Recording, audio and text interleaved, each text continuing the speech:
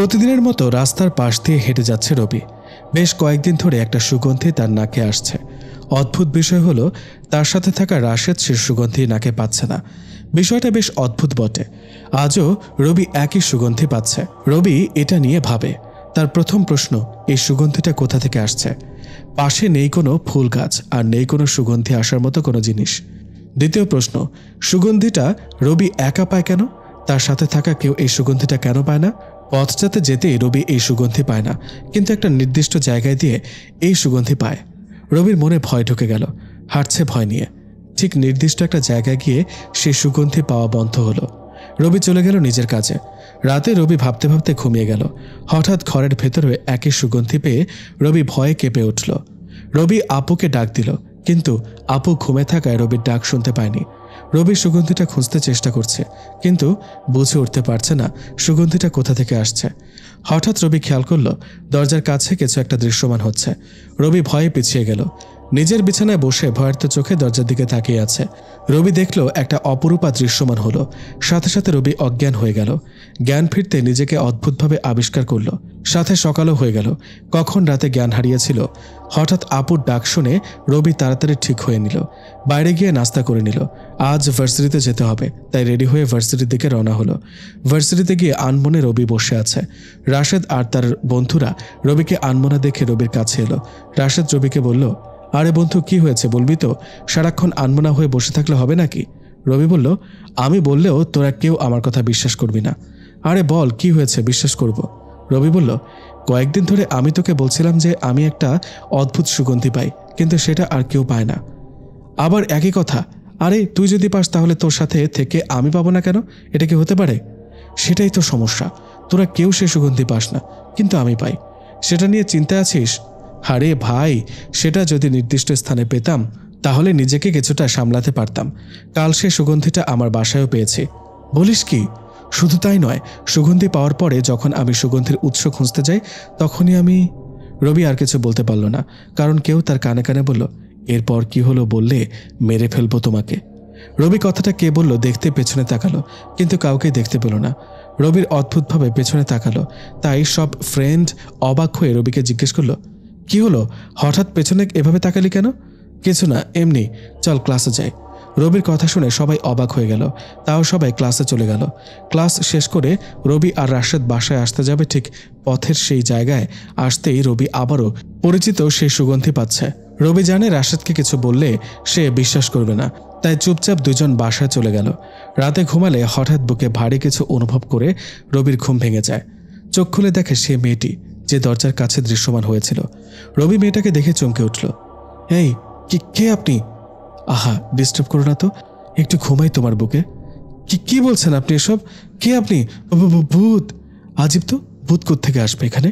আর আমি থাকতে ভূত প্রশ্নই আসে না। আপনি তো ভূত। এত সুন্দর মেয়েকে তোমার ভূত মনে হয়? রবি আসলে বুঝতে পারছে না কি বলবে। এদিকে রবির গায়ের সমস্ত শক্তি দিয়ে মেয়েটাকে সরানোর চেষ্টা করেও পারছে না। দম বন্ধ হয়ে যাওয়ার মতো অবস্থা রবির। উপায় না পেয়ে রবি জোরে আপু বলে চিৎকার দিল। সাথে সাথে মেয়েটা রবির বুক থেকে উঠে গেল। রবির দিকে রাগী দৃষ্টিতে তাকিয়ে রইল। এদিকে আপু রবির চিৎকার শুনে ঘুম থেকে উঠে গেল। তাড়াতাড়ি রবির রুমে আসলো। এসে দেখে রবি খুব ভয় পেয়ে বসে আছে। আপু বলল, কি হলো, এভাবে চিৎকার করলি কেন? ভয় পেয়েছিলাম। কিসের ভয়? আর কয়েকদিন ধরে দেখছি তুই অস্বাভাবিক আচরণ করছিস, কি হয়েছে বলতো? মেয়েটা এখানে।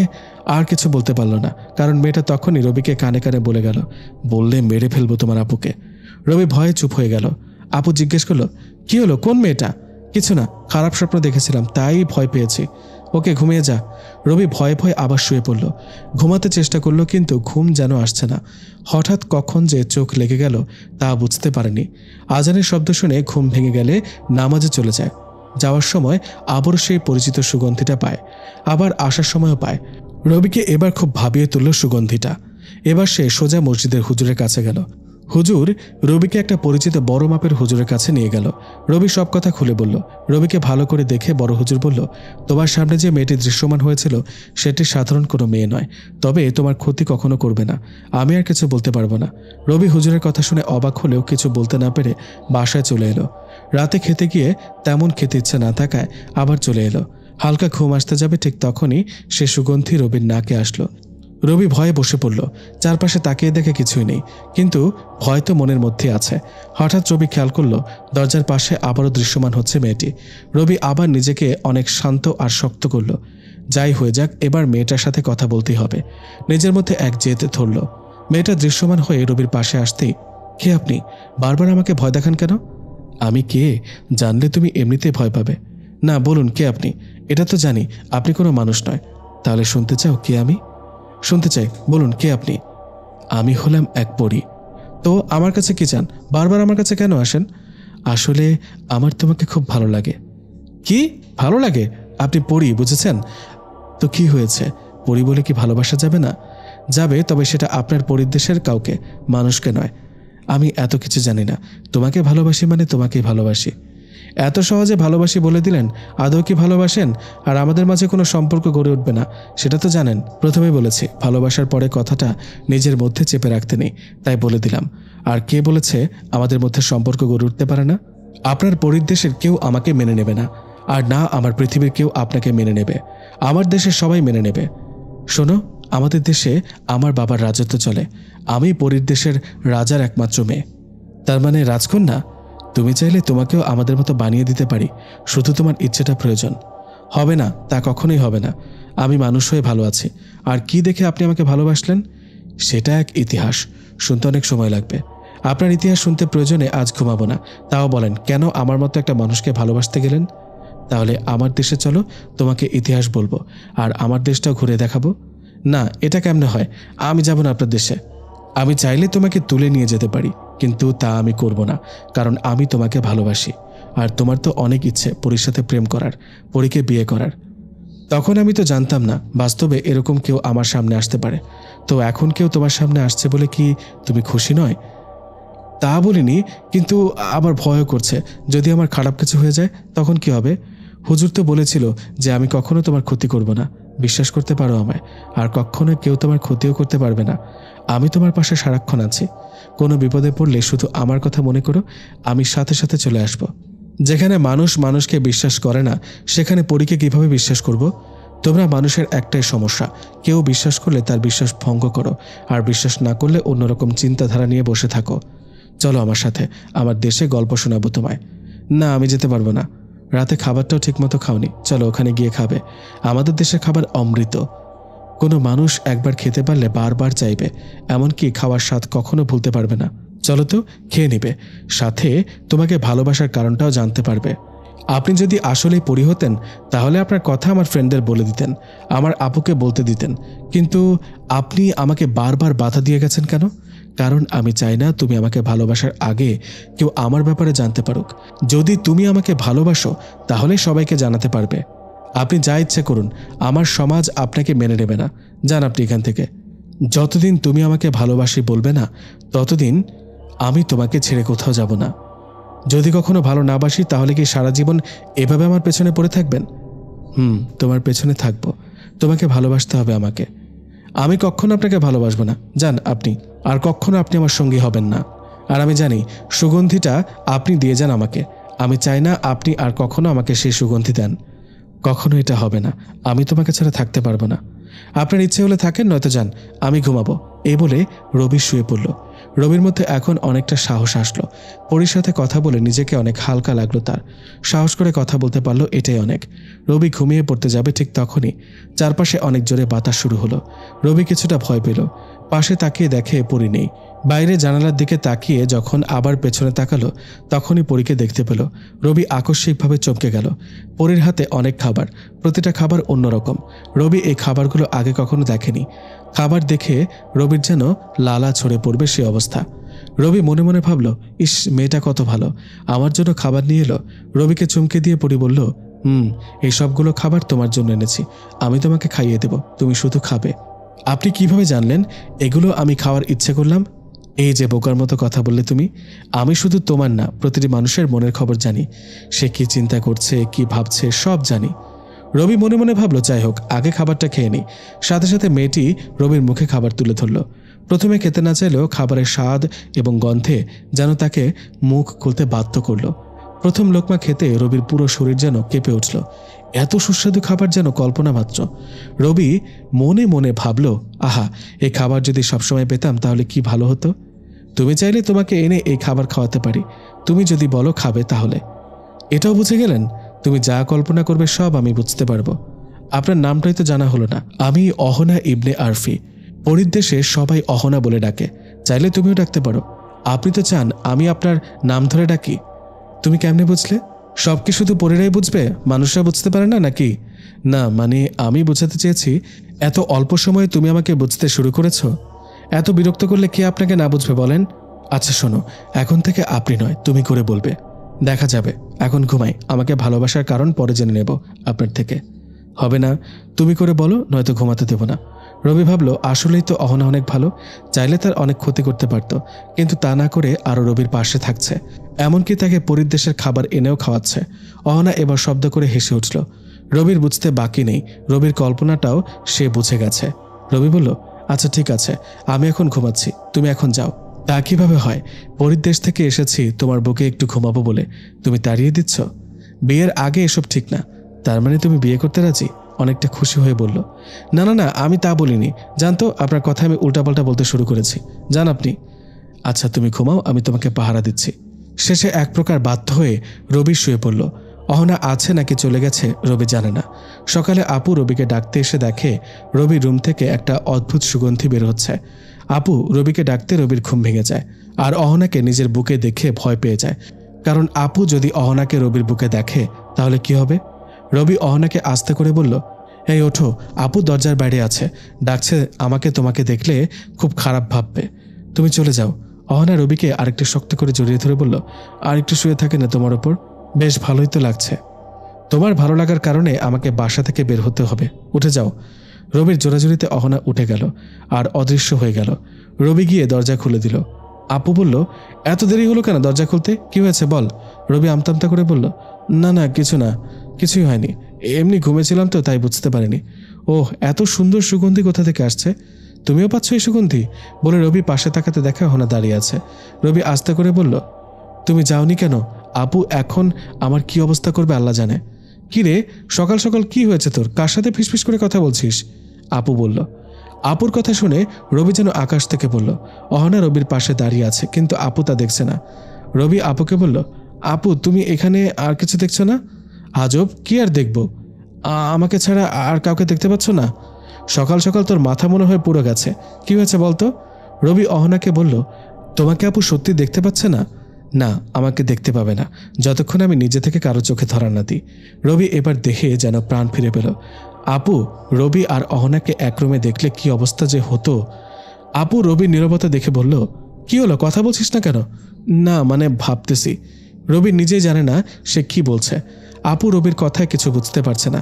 আপু এসে রবির মাথায় হাত দিয়ে দেখলো জ্বর আসছে নাকি, নয়তো সকাল সকাল এভাবে কেউ উল্টাপাল্টা বলে যাবে, তা কেমনে হয়? আপু রবির মাথায় হাত দিয়ে দেখলো জ্বর আসেনি। আপু রবিকে দেখে বুঝে গেল সে কিছু লুকাচ্ছে, তাই আপু তাকে আর কিছু না বলে ফ্রেশ হতে বলে চলে গেল। আপু চলে যেতে রবি দরজা বন্ধ করে দিল, যেটা আপুর চোখ এড়াতে পারেনি। আপু আবার দরজার কাছে আসলো, ভেতরে কি হচ্ছে বোঝার চেষ্টা করলো।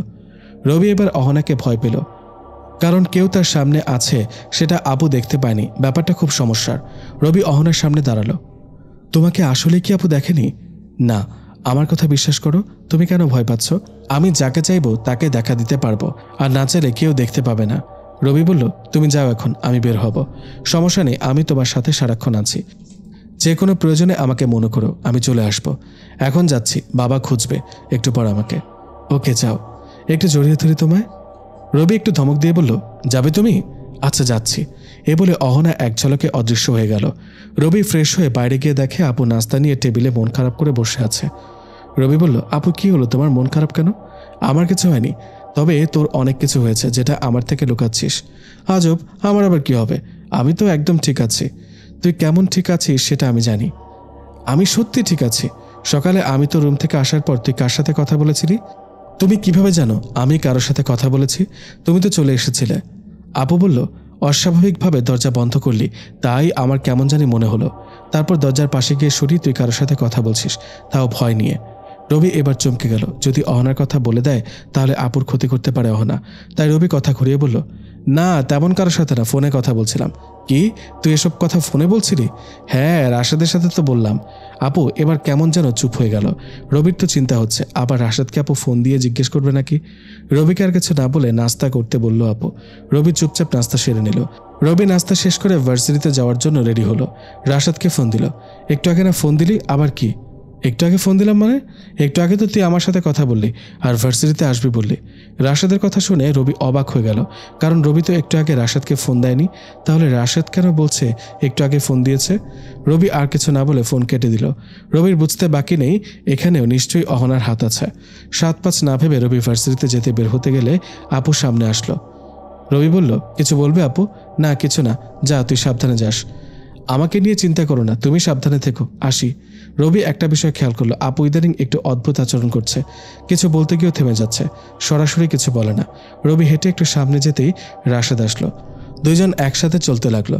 ঠিক একটা নির্দিষ্ট স্থানে গিয়ে রবি দাঁড়িয়ে গেল। রবি থেমে যাওয়া দেখে রাশেদ বলল, কি হলো, দাঁড়িয়ে গেলি কেন, চল। রবি বলল, একটা মুচকি হাসি দিয়ে রবি আবারও যেতে লাগলো।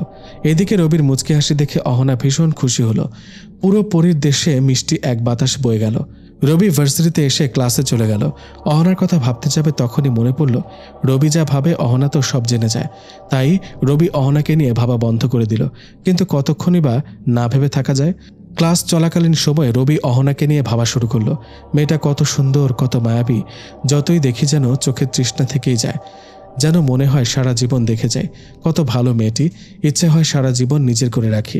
রবি এসব ভাবছে তো চারপাশে কি হচ্ছে কোনো খেয়াল নেই। এদিকে স্যার রবিকে বেশ কয়েকবার ডেকেও কোনো সারা শব্দ না পাওয়ায় রবির কাছে এসে ডাকলো, কিন্তু তাতেও স্যার রবির কোনো সারা শব্দ পায়নি। এবার স্যার কিছুটা বিরক্ত হয়ে রবির গায়ে হাত দিতেই রবি চমকে উঠল। রবির চমকানো দেখে স্যার বলল, কি হলো তোমার, কই হারিয়ে গেছো? রবি নিজের অজান্তে বলে ফেলল, পরীকে নিয়ে ভাবতে ভাবতে তার দেশে চলে গেছে। কি বললে তুমি? স্যার একটু জোরে বলল। রবি এবার বুঝতে পারলো তার সামনে স্যার দাঁড়িয়ে আছে। স্যারকে দেখে রবি দাঁড়িয়ে গেল। এবার স্যারও অবাক হয়ে গেছে, এতক্ষণ তো দাঁড়ায়নি, তাহলে এখন কেন দাঁড়ালো? জি স্যার। কোথায় ছিল এতক্ষণ? এই তো স্যার এখানে ছিলাম। তুমি তো এখানে ছিলে, কিন্তু তোমার মন কোথায় ছিল? না মানে স্যার, এক্ষুনি ক্লাস থেকে বের হয়ে যাও। স্যার আর হবে না, ক্লাসে আসার পর থেকে তুমি অন্য কিছু ভেবে ভেবে বসে আছো, ডাকলেও সেদিকে তোমার খেয়াল নেই। এক্ষুনি বের হয়ে যাও। স্যার রাগীভাবে কথাগুলো বলল। ক্লাসের সবাই রবি আর স্যারের দিকে তাকিয়ে আছে। হঠাৎ রবি স্যারকে বলল, না তুমি কিছু করো না।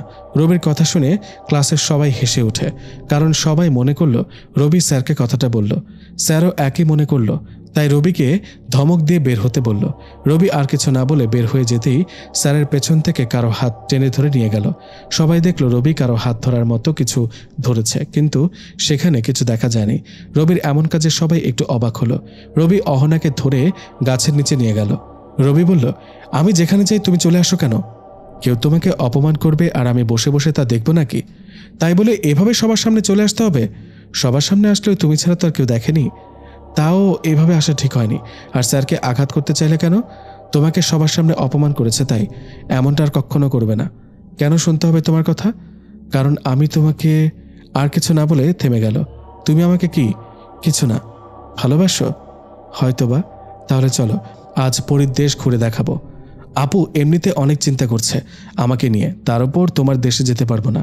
চিন্তা করো না, ভার্সিটির ক্লাস শেষ হওয়ার আগে চলে আসবো।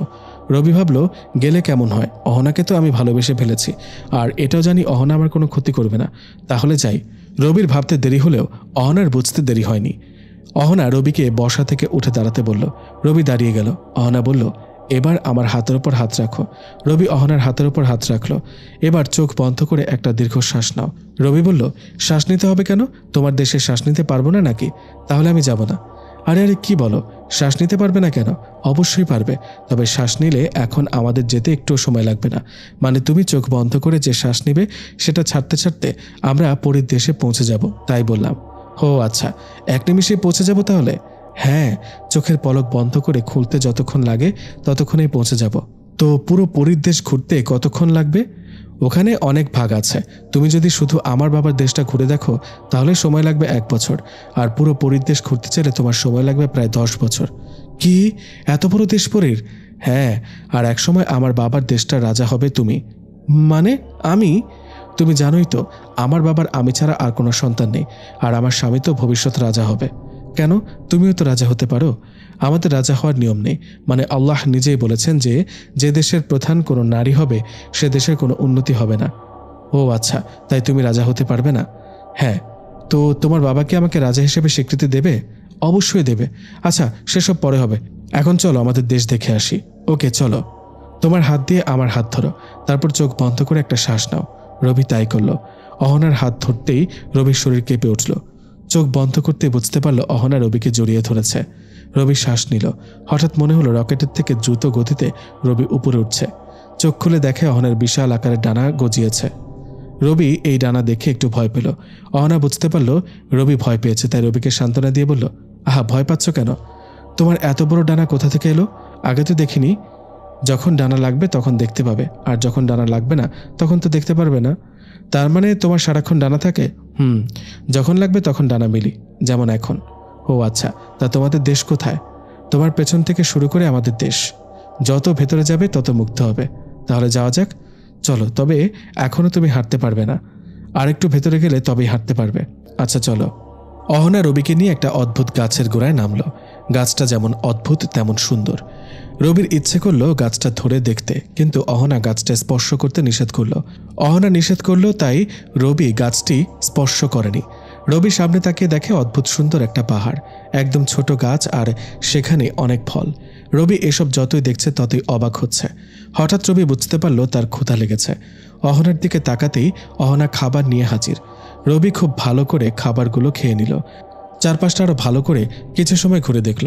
প্রায় বিকেল হয়ে গেছে, তাই রবি অহনাকে বলল, অনেক তো সময় হলো, এতক্ষণে ভার্সিটি ছুটি হয়ে গেছে, চলো এখন যাই। মাত্রই তো আসলে, আরেকটু থেকে যাও। আরে কি বলো, পুরো দিন তো এখানে ছিলাম। আচ্ছা শোনো, তোমাকে একটা কথা বলি, তোমাদের দেশে যখন একদিন হবে আমাদের এখানে তখন 7 দিন, মানে পুরো একটা সপ্তাহ। মানে কিভাবে সম্ভব? হ্যাঁ এটাই, ভার্সিটি শেষ হতে হতে আমরা পুরো 1 সপ্তাহ এখানে থাকতে পারবো, আর এই পুরো সপ্তাহ তোমাকে ঘুরে দেখাবো আমাদের জগৎ। না না না, আমি এখন চলে যাব। 1 সপ্তাহ এখানে থাকতে পারবো না, বাসায় আপু ছাড়া কেউ নেই। আরে কি বলো, মাত্র 1 সপ্তাহ তো। আর বললাম না, এখানে একটা সপ্তাহ মানে তোমাদের একটা দিন। আচ্ছা 6 দিন থাকবো আমরা এখানে, আর তোমার ভার্সিটি ছুটি হওয়ার সাথে সাথে তোমাকে নিয়ে ভার্সিটিতে যাব। যেখান থেকে এখানে এসেছি সেখানেই নামবো। অহনার এত কথা শুনে রবি রাজি হয়ে গেল। পুরো 6 দিন পরীর দেশে ঘুরল। কি অপরূপ সুন্দর পরীর দেশ তা রবি এখন বুঝতে পারছে। রবি অহনাকে বলল, আমরা এখানে আসছি 6 দিন হলো, এখানে রাত দিন কেন হয় না? এটা তো আর তোমাদের দেশ না, এখানে রাত দিন কিছু নেই, সব সময় এমন থাকবে। রবি বলল, তো তোমাদের ঘুমাতে হয় না? ঘুমাতে হয় তো, তবে পুরো সপ্তাহ মিলে ঘন্টাখানেক ঘুমালে হয়। বলো কি, বাকি সময় কি করে তাহলে? কি আর করবে, ঘোরাঘুরি আর দেশের বিভিন্ন কাজ করতে হয়। বিশেষ করে অন্য রাজ্যের কোনো সৈন্য যদি আমাদের রাজ্য আক্রমণ করতে আসে তাহলে তার বিরুদ্ধে যুদ্ধ করতে হবে। অবশ্য আমাদের সেসব সবসময় রেডি থাকে। আর পরীর 7 রাজ্যের সব থেকে শক্তিশালী রাজ্য আমার বাবার, তাই কেউ এই রাজ্যের চোখ তুলে দেখে না। তার মানে পৃথিবীর মতো এখানেও রাজ্য জয়ের যুদ্ধ চলে? হ্যাঁ, তবে এখানে রক্তপাত হয় না। তাহলে কেমনে রাজ্য হয় তবে? যারা যুদ্ধ করবে তাদের তো তালোয়ার থাকবে, আর কেউ যদি কারো তালোয়ার ফেলে দিতে পারে হাত থেকে, তাহলে যে তালোয়ার ফেলে দিতে পারবে সে হবে জয়ী। এটা কি দুইজনেই মেনে নেয় জয় পরাজয়? হ্যাঁ, দুইজনেই মানতে বাধ্য। তাহলে তো বেশ ভালো। আচ্ছা চলো যাওয়া যাক, আর থাকা যাবে না, 6 দিন শেষ হলো বটে, চলো যাই। তবে হ্যাঁ, যখন এখানে আসতে মন চাইবে তুমি আমাকে বলবে, আমি তোমাকে নিয়ে রাজ্যের না দেখা বাকি অংশটুকু ঘুরে দেখাবো। তারপর রবি চলে আসার জন্য ঠিক আগের মতো অহনার হাতে হাত রাখলো। চোখ বন্ধ করে একটা শ্বাস নিল। সাথে সাথে পৌঁছে গেল ভার্সিটির সে গাছের নিচে, যেখান থেকে তারা পরীর দেশে গিয়েছিল। এত সুন্দর এক রাজ্য ঘুরে দেখাতে রবি খুব আনন্দিত হলো। অহনাকে জড়িয়ে ধরে ধন্যবাদ জানালো।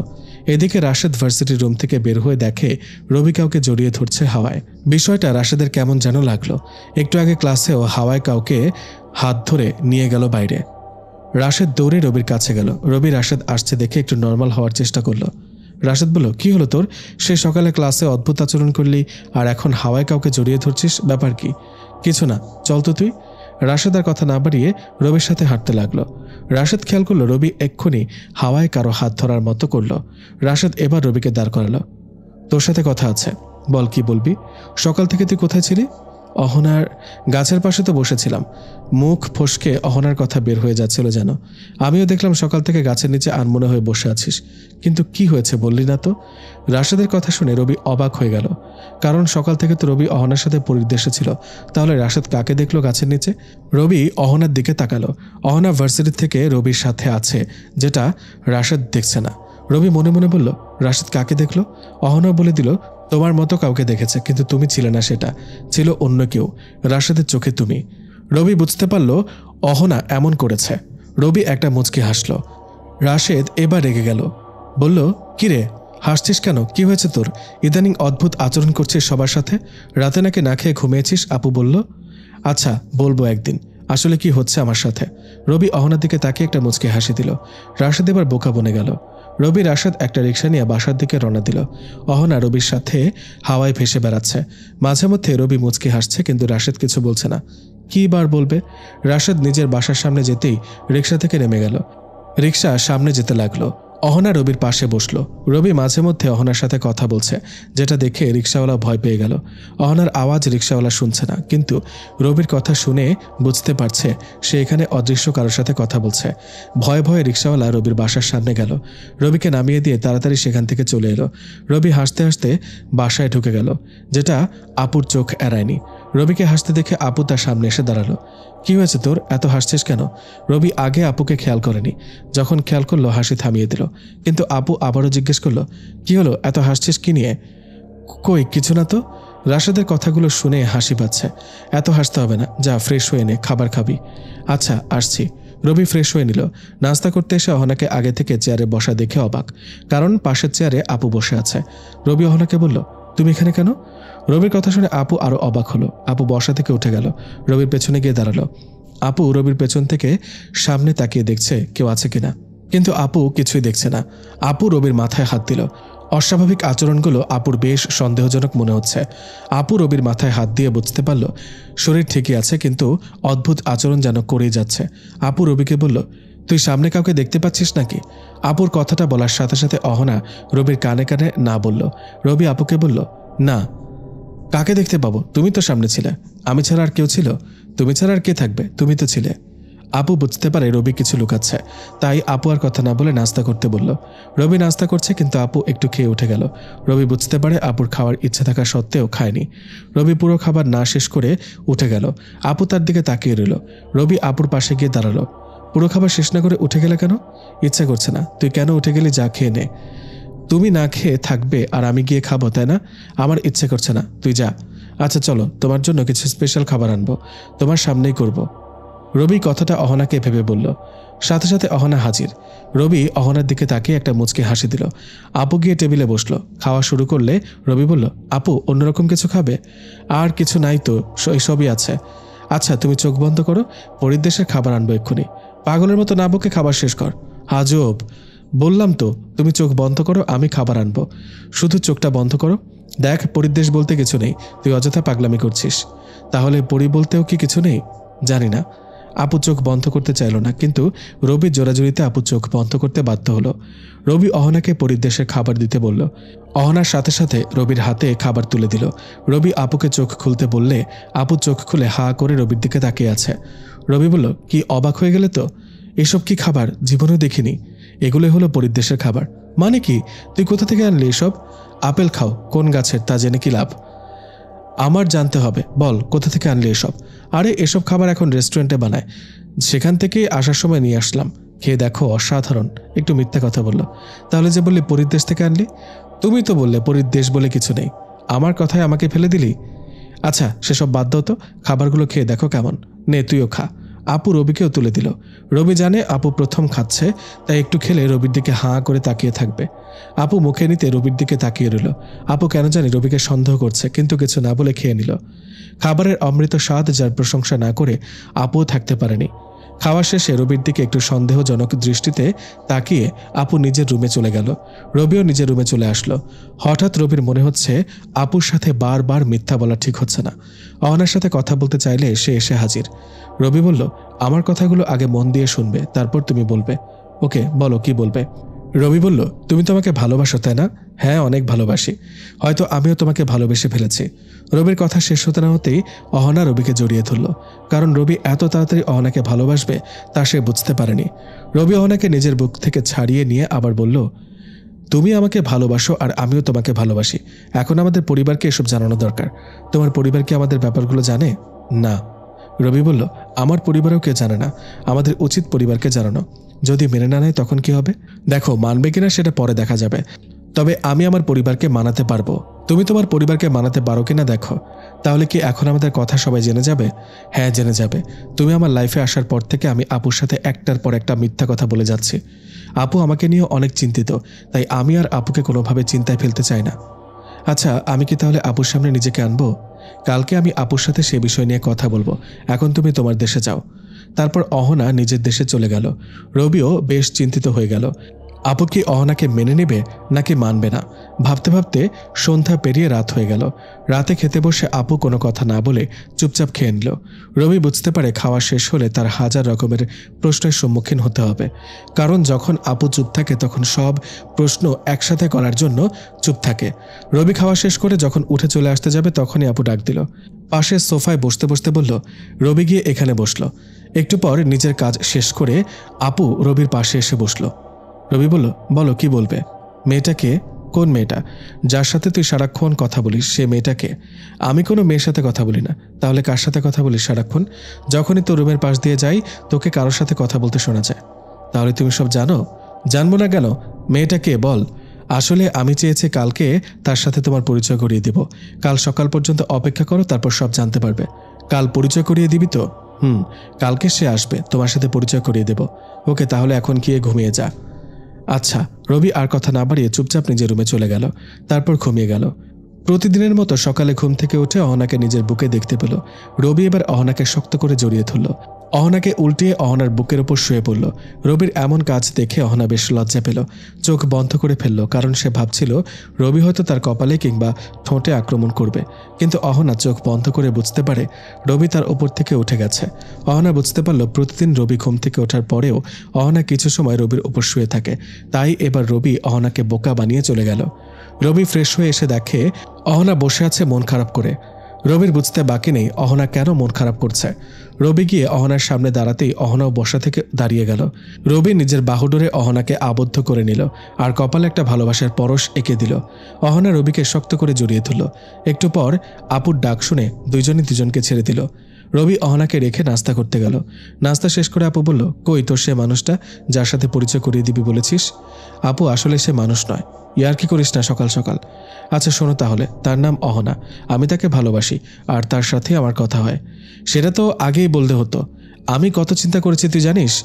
আমার কথা শেষ হয়নি। ওকে বল। আসলে তাকে যেমন আমি ভালোবাসি সেও আমাকে ভালোবাসে, কিন্তু সমস্যা হচ্ছে সে মানুষ নয়, পরী। কি? তুই পরীর সাথে প্রেম করিস? তুমি বলেছিলে পরী বলে কিছু নাই, কিন্তু আমি পরীর সাথে প্রেম করছি তো বটেই, এমনকি পরীর দেশেও ঘুরে আসছি। তোর মাথা ঠিক আছে তো? হ্যাঁ আপু, আমি সত্যি বলছি। আমি এখনও জানি না কেন সে আমাকে ভালোবাসতে গেল, কিন্তু এটা জানি সে আমাকে সত্যি ভালোবাসে। তুমি চাইলে তার সাথে কথা বলতে পারো। দেখ, পরী দেখা যায় না।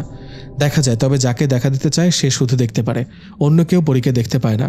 তাহলে তো তার সাথে দেখা করতে হবে। তুমি বললে এক্ষুনি দেখা করতে পারো, আমি ডাকলে সে আসবে। ওকে ডাক তাহলে, দেখি সে কেমন পরী। আপুর কথা শুনে রবি অহনাকে ডাকলো। অহনা এসে হাজির। রবি অহনাকে বলল, এখন তোমার সাথে আপু কথা বলবে, তুমি আপুর সামনে যাও। আপুকে চোখ বন্ধ করতে বলো। কেন চোখ কেন বন্ধ করতে হবে? কারণ আপুর চোখের ক্ষতি হতে পারে আমাকে দৃশ্যমান হতে দেখলে। আচ্ছা বলছি। রবি আপুকে চোখ বন্ধ করতে বলল। আপু চোখ বন্ধ করলো। সূর্যের আলোর ন্যায় অহনা রবির সামনে দৃশ্যমান হলো। রবি অহনাকে এই রূপে দেখে অবাক হলো। পুরো পরিদেশের রাজকন্যার মতো করে আসছে। রবি আপুকে চোখ খুলতে বললে আপু চোখ খুলে রবির দিকে তাকায়। তেমন কোনো সমস্যা হয়নি। যখন অহনার দিকে চোখ দিল সাথে সাথে আপু অজ্ঞান হয়ে গেল। রবি অবাক হয়ে গেল, কারণ অহনা বলল চোখ বন্ধ থাকলে সমস্যা হবে না, কিন্তু আবার অজ্ঞান হয়ে গেল কেন? রবি অহনাকে আপুর অজ্ঞান হওয়ার কারণ জানতে চাইলে সে বলল, প্রথমবার কেউ পরীকে দেখলে সে অজ্ঞান হয়ে যাবে। রবি অহনার পুরো কথা না শুনে আপুর কাছে গেল, আপুর মুখে পানি ছিটাতে। আপুর জ্ঞান ফিরল। আপুর জ্ঞান ফিরতে বলল, এভাবে অজ্ঞান হয়ে গেলাম কেন? আর আর কিছু বলতে পারেনি, কারণ অহনাকে আপু এখন দেখতে পাচ্ছে। আপু অহনার দিকে অবাক হয়ে চেয়ে রইল।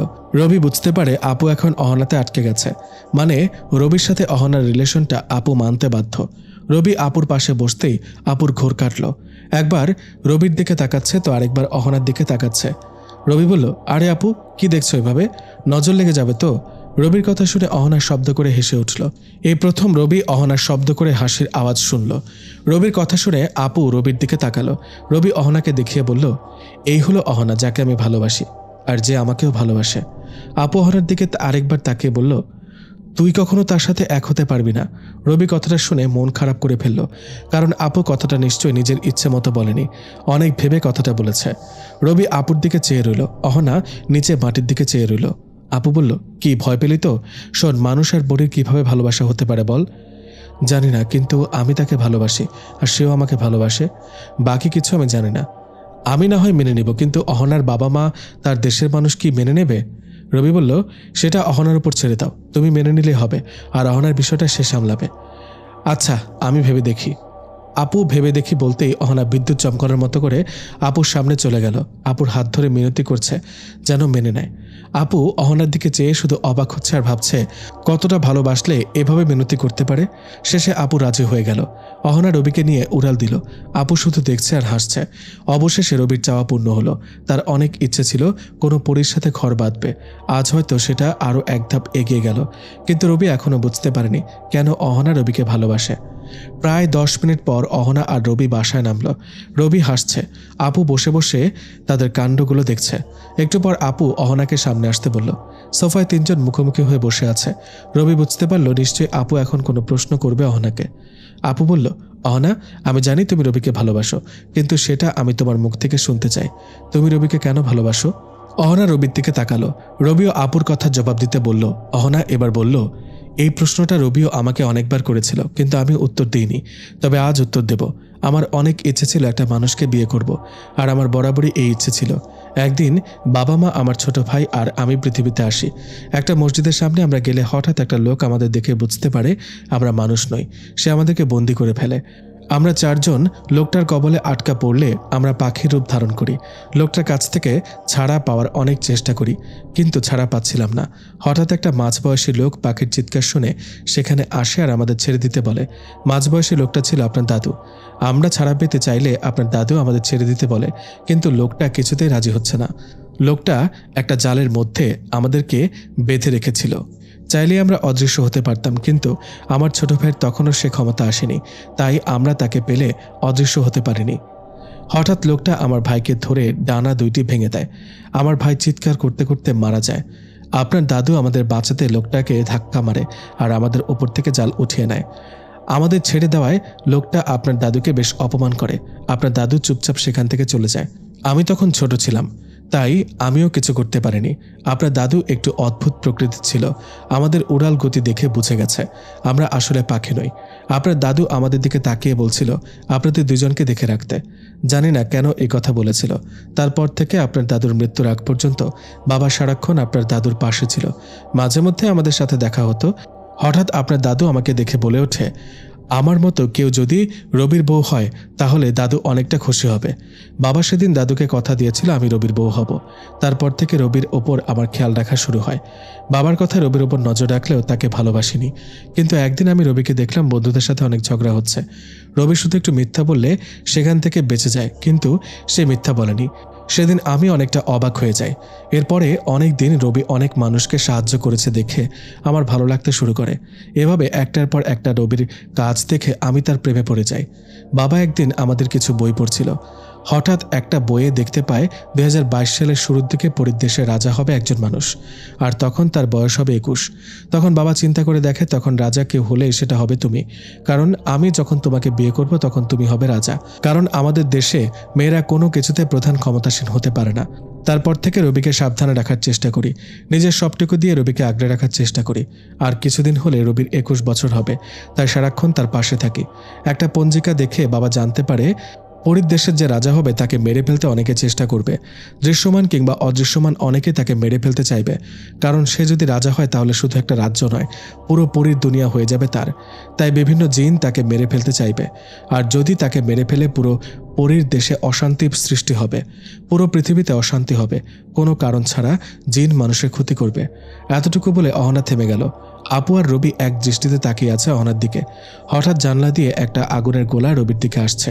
অহনা রবিকে সেখান থেকে সরিয়ে নিল, আর আগুনের গোলাটা অদৃশ্য হয়ে গেল। আপু আগুনের গোলা খেয়াল না করলেও রবি খেয়াল করলো। রবি বুঝতে পারল এখন থেকে তার উপর হামলা শুরু হয়েছে। আপু এখনও ঘোরের মধ্যে আছে। রবি আপুকে ডাকলে আপুর ঘোর কাটে। রবি আপুকে বলে, একটু আগে কি হলো দেখেছ? কি হলো? রবি বুঝতে পারে আপু কিছু দেখেনি। অহনাও ইশারা করলো যাতে আপুকে না বলে, বললে আপু ভয় পাবে। তাই রবিও না বলা ভালো মনে করলো। রবির উপর একটা জিন হামলা করছিল। অহনাকে দেখে জিনটা পালিয়ে গেল। অহনা, আপু আর রবি শান্তভাবে বসে রইল। সবার কথা শেষ হলে অহনা আপুর থেকে বিদায় নিয়ে অদৃশ্য হয়ে গেল। রবি চিন্তিত হয়ে গেল, কারণ তার উপর অনেক দায়িত্ব আসতে চলেছে। সকালে তার উপর হামলা হওয়ায় আজ ভার্সিটিতে গেল না।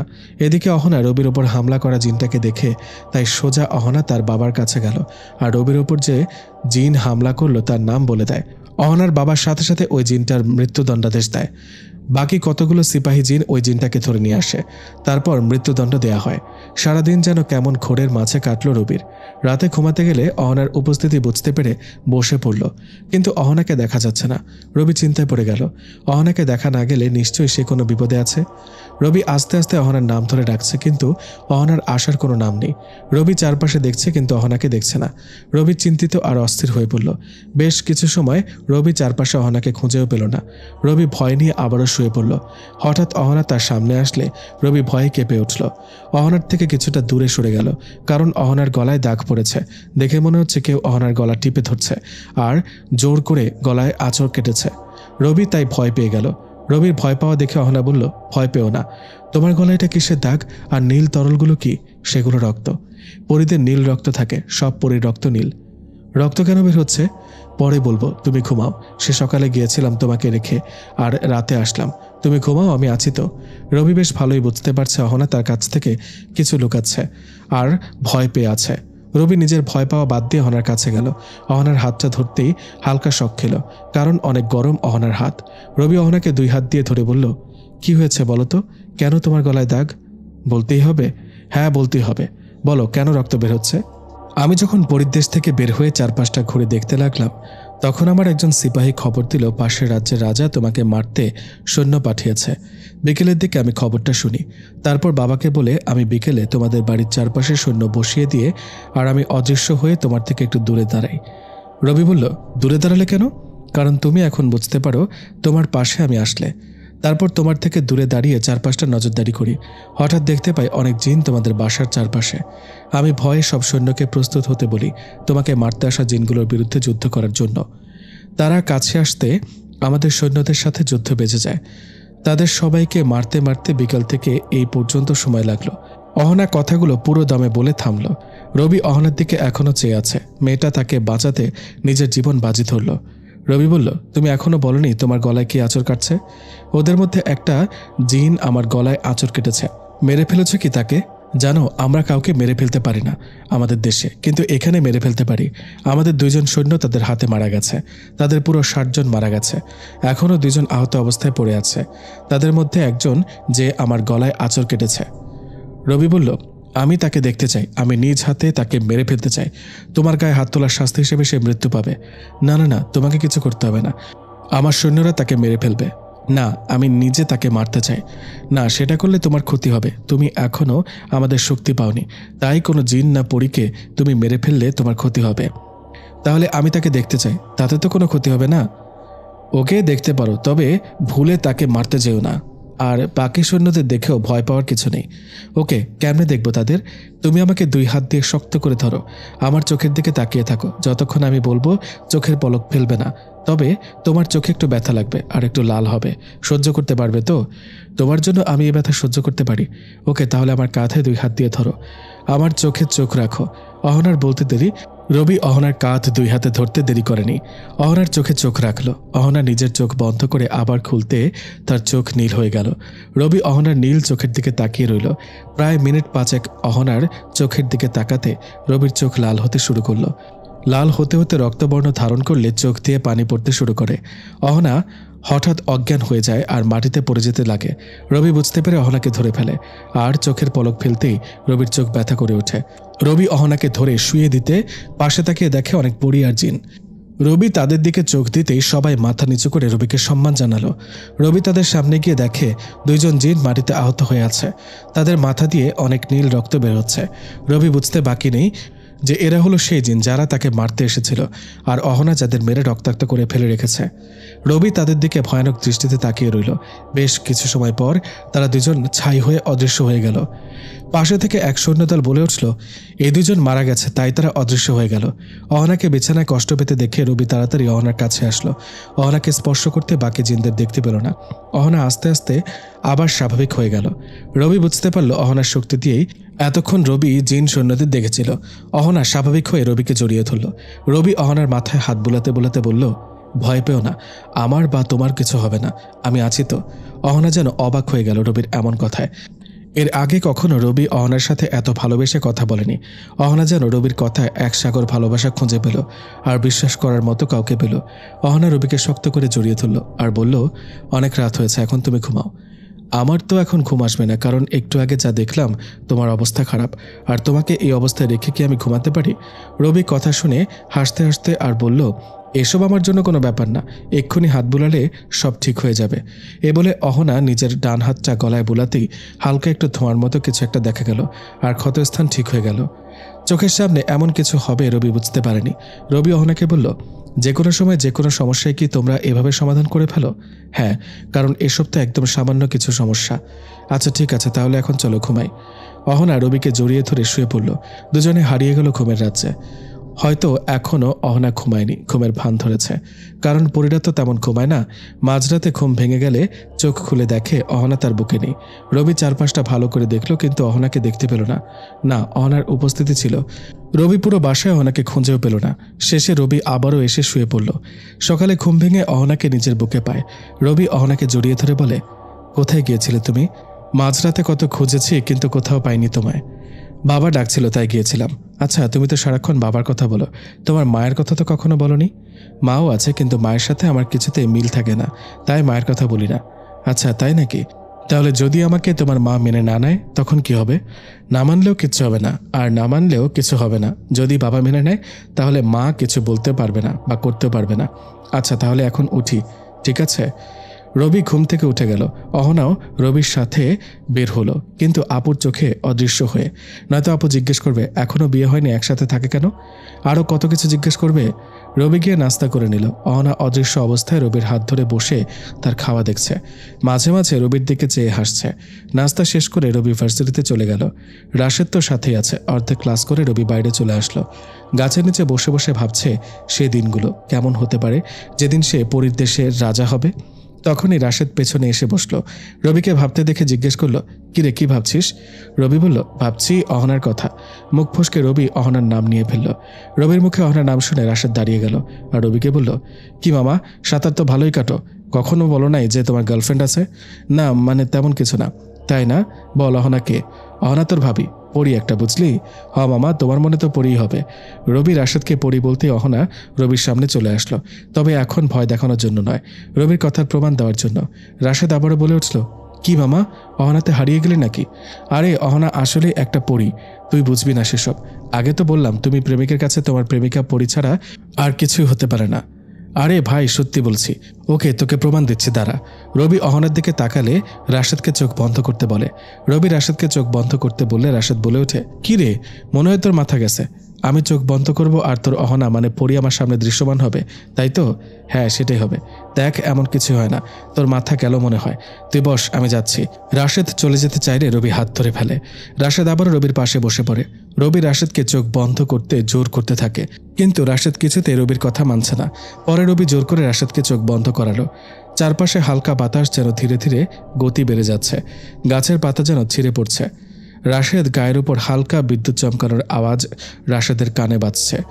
অসময়ের রোদ এসে যেন পড়ল রাশেদের গায়ে। তখন রাশেদ চোখ খুলল। রাশেদ চোখ খুলে সামনে দেখতেই বেহুশ হয়ে গেল, কারণ এটাই প্রথম রাশেদের পরিদেখা। অহনা তো বলেছিল যে প্রথম পরীকে দেখবে সে অজ্ঞান হয়ে যাবে। রবি ব্যাগে থাকা পানি নিয়ে রাশেদের মুখে ছিটাতে রাশেদের জ্ঞান ফিরে আসলো। রাশেদ পাগলের মতো অবস্থা শুরু করে দিল। রবির হাত ধরে আছে। রবি বুঝতে পারল রাশেদ অহনাকে দেখে ভয় পেয়েছে। রবি রাশেদকে বলল, কি হলো, ভয় পাচ্ছিস কেন? ওখানে কেউ ছিল? কোনো মেয়ে? রবি বলল, এখনো আছে সে ওখানে। কি? আমি দেখছি না কেন? তুই ভয় পাচ্ছিস তাই? কে সে মেয়েটা? তোর ভাবি, মানে অহনা। মানে অহনা আসলেই পড়ি? হ্যাঁ, এখন তো বিশ্বাস করবি? ভয় হচ্ছে আমার, যদি তোর কিছু করে ফেলে। তোর ভয় পাওয়া লাগবে না, আর অহনা আমাকে অনেক ভালোবাসে, কখনো আমার ক্ষতি করবে না। তুই শিওর তো? দেখ, পরীরা কিন্তু নিজের ভালোর জন্য মানুষকে মেরে ফেলে, এমনকি কিছু শক্তি যোগানোর জন্য তারা মানুষের রক্ত খায়। তোকে সেসব নিয়ে ভাবতে হবে না। বল, অহনা যে পরী সেটা বিশ্বাস করলি তো? হ্যাঁ, কিন্তু দেখছি না কেন তাকে? তোর ভয় কেটে গেলে দেখতে পাবি। রাশেদ অহনাকে দেখতে এবার রবির হাতে থাকা পানি খেয়ে নিল, একটা দীর্ঘ শ্বাস নিল। তারপর রবিকে বলল, দেখছি না তো পরীকে? রবি অহনাকে রাশেদের সামনে আসতে বলল। অহনা রাশেদের সামনে আসতেই রাশেদ কিছুটা পেছনে গেল, কারণ এখনও তার মধ্যে কিছুটা ভয় কাজ করছে। রবি রাশেদকে বলল, কিরে, বললি না তো আমার বউটা কেমন? রাশেদ মনে মনে ভাবল, ভয়ে আমার ঘাম বের হচ্ছে, তুই আবার জিজ্ঞেস করিস কেমন? হ্যাঁ, ভালোই সুন্দর। রাশেদের কথা শেষ হতে অহনা বলে উঠল, জানো রবি, তোমার বন্ধু কি ভাবছিল? কি ভাবছে আবার? তোমার বন্ধু ভাবছে ভয় তার ঘাম বেরোচ্ছে, তাও তুমি তাকে জিজ্ঞেস করছো আমি কেমন? রাশেদ অবাক হয়ে অহনার দিকে তাকিয়ে ভাবল, এই পরী তো মনের কথাও বলতে পারে। সাথে সাথে অহনা বলল, হ্যাঁ, আমি মনের কথাও বলতে পারি। রাশেদের বুঝতে বাকি নেই অহনা আসলেই মনের ভেতর জমে থাকা কথা বুঝতে পারে। হঠাৎ অহনা রবিকে বলল, রবি, তোমরা কথা বলো, আমি আসছি, বাবা খুঁজছে আমাকে। আচ্ছা, তুমি সাবধানে যেও। রবির থেকে বিদায় নিয়ে অহনা অদৃশ্য হয়ে গেল। রাশেদ এখনও ঘুমের মাঝে আছে, এতক্ষণ কি থেকে কি হলো তা ভাবছে। হঠাৎ রাশেদ রবিকে বলল, আচ্ছা, আমি অজ্ঞান হয়ে গিয়েছিলাম কেন? প্রথম কেউ পরী দেখলে সে অজ্ঞান হয়ে যায়, তাই তুইও অজ্ঞান হয়ে গিয়েছিলি। এটা কেমন কথা? তুইও কি আমার মতো অজ্ঞান হয়ে গেছিলি? হ্যাঁ, আমি অজ্ঞান হয়ে গিয়েছিলাম, তবে অহনাকে খুব ভালো করে দেখার পরে। চল, এখানে আর ক্লাস করে মজা পাবো না, বাসায় যাই। ওকে চল, তবে একটা কথা, অহনার কথাটা কখনো কাউকে বলবি না, এমনকি আঙ্কেল আন্টিকেও না। বললে কি হবে? বলবি না, বলেছি তো বলবি না। যদি বলিস তাহলে তাদের ক্ষতি হতে পারে, বা অহনার কোনো ক্ষতি হতে পারে, আর আমি চাই না আমার কারণে কারো ক্ষতি হোক। আচ্ছা, বলবো না, চল এখন বাসায় যাই। দুজন একটা রিকশায় বসে পড়ল। রাশেদ রিকশাতেও বকবক করে যাচ্ছে। একসময় বলে উঠল, আচ্ছা, সেদিন ক্লাসে তুই আনমনে বসেছিলি, স্যার তোকে ডাকলে শুনিস নাই, তাই ক্লাস থেকে তোকে বের হতে বলে, আর তখন তুই হঠাৎ বলে উঠিস, না তুমি এমন করো না। তখন কথাটি কাকে বলেছিলি? তখন স্যারের পেছনে অহনা দাঁড়িয়েছিল, আমাকে অপমান করেছে দেখে অহনা স্যারকে আঘাত করতে চাইলে আমি কথাটা বলি। তার মানে তখন থেকে তুই অহনাকে দেখতি? ভাবি ডাকতে পারিস না? আচ্ছা আচ্ছা, ভাবি। হ্যাঁ, দেখতাম তো, তাই ক্লাস থেকে বের হওয়ার সময় অহনার হাত ধরে বের হয়েছিলাম, আর সবাই ভাবলো আমি হাওয়ায় এমনটা করলাম। বস, তুই তো অনেক পাওয়ারফুল হয়ে গেলি তাহলে। রিক্সা চলতে লাগলো আপন গতিতে। হঠাৎ একটা স্কুল বাস রিক্সার সামনে চলে আসে। রাশেদ ভয় পেয়ে চোখ বন্ধ করে ফেলে। রবিও ভয় পেয়ে যায় আর চোখ বন্ধ করে ফেলে, কিন্তু অহনার কথা ভাবতে থাকে। হঠাৎ রবি চোখ খুলে দেখতে পায় পুরো বাস তাদের মাথার উপর দিয়ে উড়ে গেল। বাসটা অহনার হাতে। অহনা আস্তে করে বাসটা রাস্তায় বসিয়ে দিল। কারো কোনো ক্ষতি হয়নি, কিন্তু সবাই ভয় পেয়ে আছে। রবি রিক্সা থেকে নেমে দৌড়ে অহনার কাছে গেল আর অহনাকে বলল, তুমি ঠিক আছো তো? আমি ঠিক আছি, তোমার কিছু হয়নি তো? না, আমার কিছু হয়নি, তবে একটু ভয় পেয়েছিলাম। ওকে, আর ভয় পেতে হবে না, তুমি একটু অপেক্ষা করো, সব বাচ্চাদের ভয় দূর করে দিচ্ছি। অহনা বাসের ভেতর চলে গেল। একটু পর বাসের সব বাচ্চারা হাসাহাসি শুরু করলো, যেন মনে হচ্ছে একটু আগে কিছুই হয়নি। রবি অহনাকে নিয়ে হাঁটতে শুরু করলো, কারণ রিক্সা চালক অনেক আগে পালিয়েছে। পাশে রাশেদ হাঁটছে, কিন্তু সে বুঝতে পারছে না রবি অহনার হাত ধরে হাঁটছে। আর বাসটা যে তাদের মাথার উপর দিয়ে অহনা নিয়ে গেল সেটাও রাশেদ দেখতে পায়নি, কারণ প্রচুর ভয় পেয়ে রাশেদ চোখ বন্ধ রেখেছিল। হাঁটতে হাঁটতে রাশেদের বাসা বরাবর আসলে তিনজন থেকে রবি রাশেদকে বলে অহনার কথা যেন কাউকে না বলে। তারপর রাশেদ তার বাসায় ঢুকে যায়। রবি আর অহনা হেঁটে রবির বাসায় চলে আসে। দরজা খুলে ঢুকতে আপু সামনে আসে। ফ্রেশ হয়ে আয়, আমি খাবার দিচ্ছি। আচ্ছা, আসছি। তারপর অহনা চলে গেল। রবি ফ্রেশ হয়ে খেয়ে নিল। ভার্সিটি আর বাসার মাঝে মধ্যেই অহনা এসে আপুর সাথে দেখা করা, আর প্রতি রাতে রবির বুকে ঘুমানোতে চলে গেল আরও একটা সপ্তাহ। রবি আরও বেশি অহনার প্রতি আকৃষ্ট হয়ে গেছে। আজ হঠাৎ আপু বলল অহনার বাবা মায়ের সাথে দেখা করবে, কারণ আপু জেনে গেছে অহনা প্রতি রাতে রবির সাথে থাকে। আপু তাই অহনা আর রবির বিয়েটা দিতে চায়। আজ সকালে অহনার বাবা আসলো, আপুর সাথে কথা বলে সব ঠিক করে নিল, কিন্তু অহনার মা এই বিয়েতে রাজি নয়। তার কারণ রবি মানুষ আর অহনা পরী। অহনার মা রাজি না হওয়ায় সব কিছু যেন অন্যরকম হয়ে গেল। পুরো সিদ্ধান্ত নিতে না পারায় অহনার বাবা মা চলে গেল, সাথে অহনাও। অহনার মা রবিকে মেরে ফেলার চক্রান্ত করলো সবার অগোচরে। রবি ঘুমের মধ্যে স্বপ্ন দেখে কেউ তাকে খুব মারছে। মারতে মারতে রবির মাথা ফেটে রক্ত পড়ছে, জ্ঞান হারানোর মতো অবস্থা। এতক্ষণ কেউ তাকে চোখ বেঁধে মারছে তাই দেখতে পায়নি। যখন মুখের কাপড় খুলে দিল তখন বুঝতে পারে একজন নয় বরং অনেকে মিলে তাকে মারছে, আর যারা মারছে সবাই জিন। পাশে দাঁড়িয়ে অনেকে কান্না করছে। রবিকে মারতে দেখে সবাই রবিকে ছেড়ে দিতে বলছে, কিন্তু জিনগুলো মেরে যাচ্ছে। হঠাৎ রবি জ্ঞান হারিয়ে ফেলে। একজন জিন বলে ওঠে, ভবিষ্যৎ পরিদেশের রাজা হেরে গেছে, পুরো পরিদেশ চলবে এখন তাদের কথায়। পাশে কান্না করা জিন আর পরিগুলো রবিকে হার না মানতে বলেই যাচ্ছে। রবি হার মানলে পুরো পৃথিবীর রাজ্য ধ্বংস হয়ে যাবে। রবি ব্যথায় চিৎকার করছে। রবির চিৎকার শুনে পাশের রুম থেকে আপু চলে এলো। দরজা খুলে দেখে রবি ঘুমের মধ্যে চিৎকার করছে। আপু রবিকে হালকা ধাক্কা দিয়ে ডাকতেই সে লাফিয়ে ওঠে। ঘুম ভেঙে যায় তার। আপু জিজ্ঞেস করে, এত চিৎকার কেন করছে? তখন রবি স্বপ্নের কথাগুলো আপুকে বলে। আপু এত চিন্তা না করতে বলে। ভার্সিটিতে যাচ্ছে রবি আর রাশেদ। হঠাৎ রিক্সা থেমে গেল। রিক্সাওয়ালা অনেক অবাক হয়ে গেল। সে তো রিক্সা থামায়নি, তাহলে রিক্সা থেমে গেল কেন? রিক্সার চারপাশে তাকিয়ে দেখে কোনো কিছুর সাথে চাক্কা আটকে গেল নাকি, কিন্তু সেখানেও কিছু দেখল না। রিক্সাওয়ালা আবার রিক্সা টানতে টানতে রিক্সা বিন্দু পরিমাণও নড়াচড়া করছে না। রাশেদ রবির দিকে তাকিয়ে রইল, কারণ রাশেদ যা দেখে না তা তো রবি দেখে। হঠাৎ রাশেদ রবিকে উপরের দিকে উঠতে দেখে ভয় পেল। হঠাৎ করেই আবার রবি অদৃশ্য হয়ে গেল। কেউ তার মুখ বেঁধে কোথাও নিয়ে গেছে। রবি বুঝতে পারল নিশ্চয়ই কোনো জিন বা পরী তাকে তুলে নিয়ে আসছে। রবির মুখে স্বপ্নের মতো কাপড় দিয়ে বাঁধছে। একটু পর কাপড় খুললে অহনার মাকে সামনে দেখতে পায়। রবি বুঝতে পারল অহনার মা তাকে তুলে নিয়ে আসছে। রবি অহনার মাকে দেখে বলল, আপনি আমাকে তুলে নিয়ে এসেছেন? হ্যাঁ, আমি তুলে এনেছি, আর তোমাকে এখানেই মেরে ফেলবো। আমার মেয়ের জীবন থেকে তোমাকে সরিয়ে দেব। আন্টি কি বলছেন এসব? অহনা আমাকে ভালোবাসে আর আমিও তাকে ভালোবাসি। আপনি কেন মেনে নিচ্ছেন না আমাদের? কারণ আমার ইচ্ছা ছিল আমার ভাইয়ের ছেলের সাথে অহনার বিয়ে দেব, কিন্তু তোমার কারণে সেটা হচ্ছে না। তুমি না থাকলে অহনা আমার ভাইয়ের ছেলেকে বিয়ে করবে। আমি বেঁচে থাকতে অহনাকে অন্য কারো হতে দেব না, তাই তো তোমাকে মেরে ফেলবো। অহনার মা কিছু একটা ইশারা করতে রবি বুঝতে পারল তার গলায় খুব ধারালো কিছু দিয়ে আঘাত করা হয়েছে। হঠাৎ রবি পড়ে গেল, তার গলা দিয়ে প্রচুর রক্ত বের হচ্ছে। চোখ বন্ধ হতে হতে রবি খেয়াল করলো অহনা তার দিকে দৌড়ে আসছে আর কেউ তাকে ধরে ফেলছে। অহনা খবর পেয়ে ছুটে আসে রবিকে তার মায়ের হাত থেকে বাঁচাতে, কিন্তু এসে দেখে রবির গলায় অদৃশ্য বস্তু দিয়ে আঘাত করেছে, যার কারণে রবির গলা দিয়ে রক্ত বের হচ্ছে আর রবি মাটিতে পড়ে যাচ্ছে। অহনা চিৎকার করে রবিকে ডাকছে, কিন্তু রবি অজ্ঞান হয়ে গেল। অহনা চিৎকার করতে করতে বেহুশ হওয়ার মতো অবস্থা, কিন্তু তাকে আটকে রাখছে তার মায়ের জিনগুলো। হঠাৎ রবি একটা দীর্ঘশ্বাস ফেলল। নিস্তব্ধ হয়ে গেল তার পুরো শরীর। অহনা চিৎকার করেও কোনো লাভ হয়নি। রবিকে যখন পাবো না তখন নিজের জীবন রেখেও কোনো লাভ নেই, এই বলে অহনা নিজের গলায় অদৃশ্য এক ধারালো অস্ত্র দিয়ে আঘাত করে সাথে সাথে অহনা অজ্ঞান হয়ে যায়। এদিকে রবির লাল রক্তে পুরো মাটি ভিজে যায় আর অহনার নীল রক্ত মাটিতে গড়িয়ে পড়ছে। একসময় অহনার রক্ত রবির রক্তের কাছাকাছি চলে যায়। হঠাৎ চারপাশে কাঁপা শুরু হয়ে যায়। পরীর দেশ কেঁপে ওঠায় সবাই ভয় পেয়ে যায়। অহনার বাবা বুঝতে পারে খুব বড় একটা বিপদ হতে যাচ্ছে। অহনার বাবা এসে দেখে রবি আর অহনা মাটিতে পড়ে আছে, আর অহনার মা পাশে দাঁড়িয়ে আছে নিস্তব্ধ হয়ে।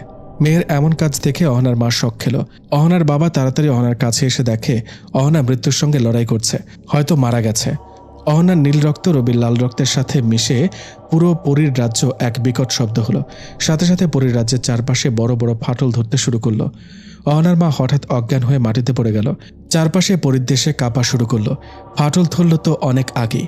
অহনার বাবা কি করবে এখন বুঝতে পারছে না। একদিকে নিজের মেয়ে মৃত্যুসজ্জায়, অপরদিকে রবি নিস্তব্ধ হয়ে গেল। তারপর পরীর রাজ্য ধ্বংস হয়ে যাচ্ছে। হঠাৎ অহনার বাবার মনে পড়ল পাশের রাজ্যের একটা জিনের কথা। সবার থেকে বেশ বয়স্ক আর বুদ্ধিমান খুব। রাজ্যের বিভিন্ন সমস্যা সে সমাধান করতে পারে। এক কথায় অসম্ভব কিছু জ্ঞানের অধিকারী সে। অহনার বাবা তাকে ডেকে পাঠালো। বেশ কিছু সময় পর তিনি আসলো। অহনার বাবা তাকে দেখে দৌড়ে তার কাছে গেল।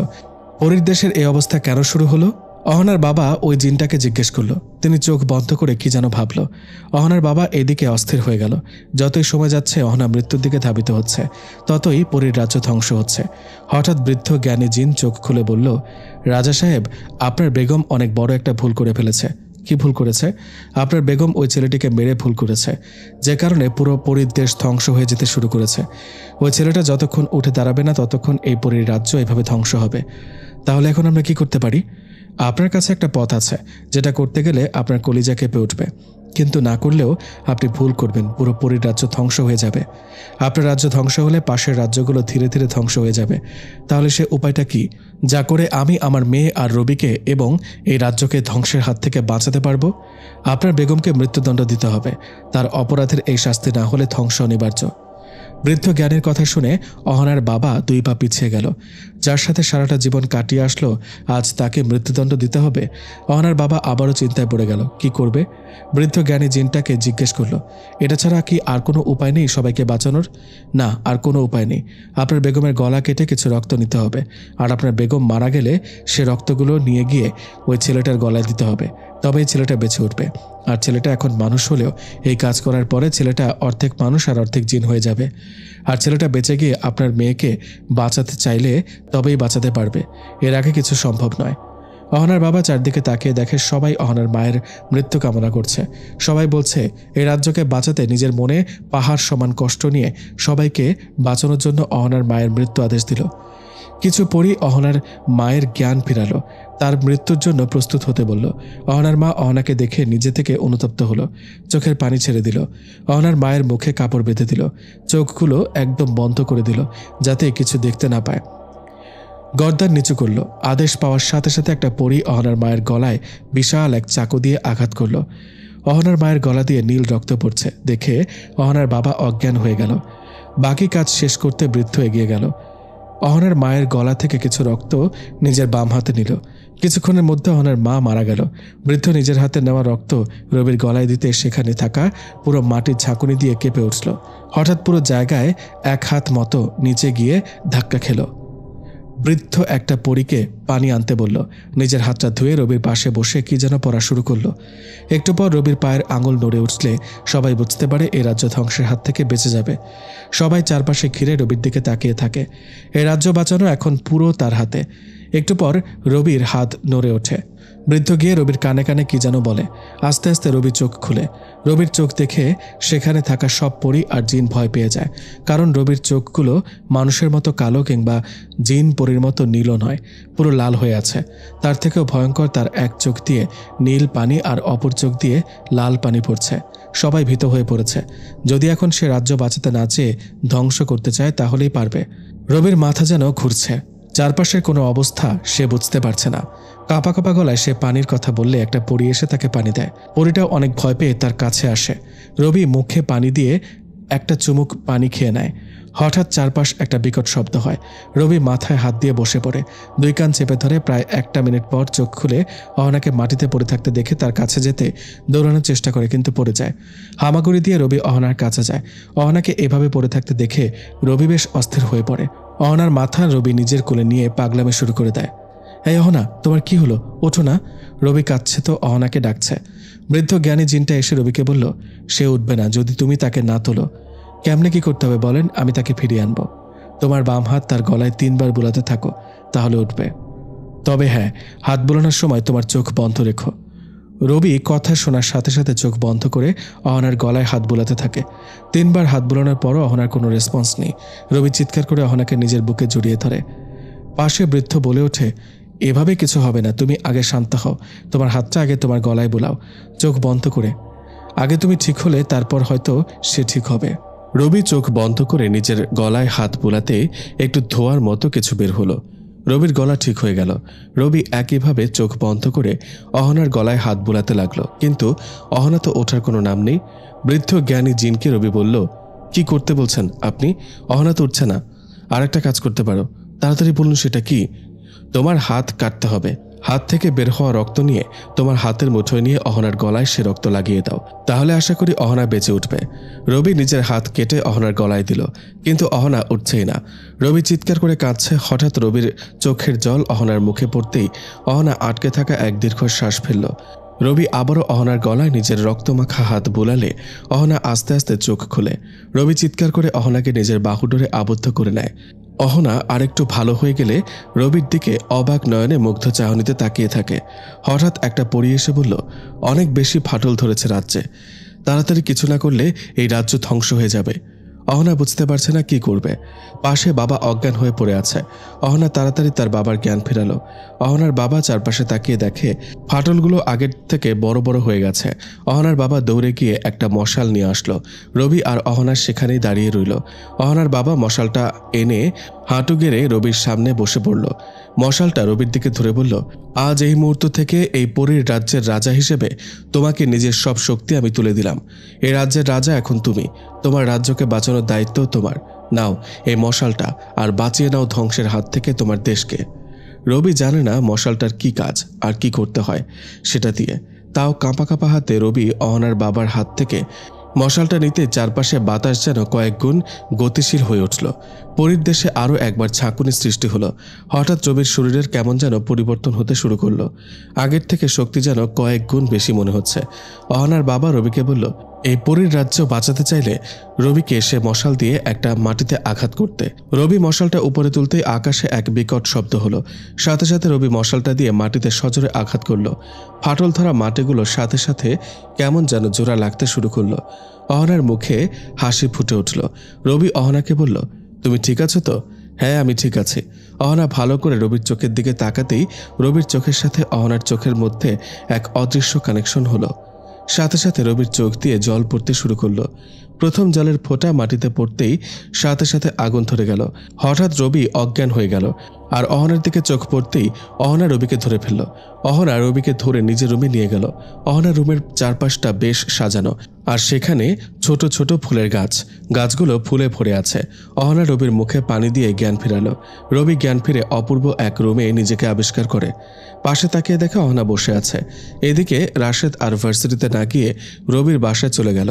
রবির সাথে ঘটে যাওয়া সব ঘটনা রাশেদ আপুকে বলল। রাশেদের কথা শুনে আপু বেশ চিন্তিত হয়ে গেল। কি করবে আপু বুঝতে পারছে না। তাও কোনো উপায় আছে কিনা দেখতে ভয়ে ভয়ে রবির রুমে গেল। চারপাশটা দেখছে কিছু পায় কিনা, কিন্তু তেমন কিছু দেখা যাচ্ছে না। হঠাৎ আপুর মনে হলো, রবি তো অহনাকে ডাকলে শুনতো, তাহলে আমি ডাকলেও শুনবে। এই ভেবে আপু অহনাকে ডাকতে লাগলো। প্রায় 3 বার ডাকার পরে অহনার কানে পৌঁছালো। আপু ডাকছে আর চারপাশে দেখছে, কখন আসবে সে অপেক্ষা করছে। এদিকে অহনা শুনতে রবিকে বলল, রবি, আপু ডাকছে।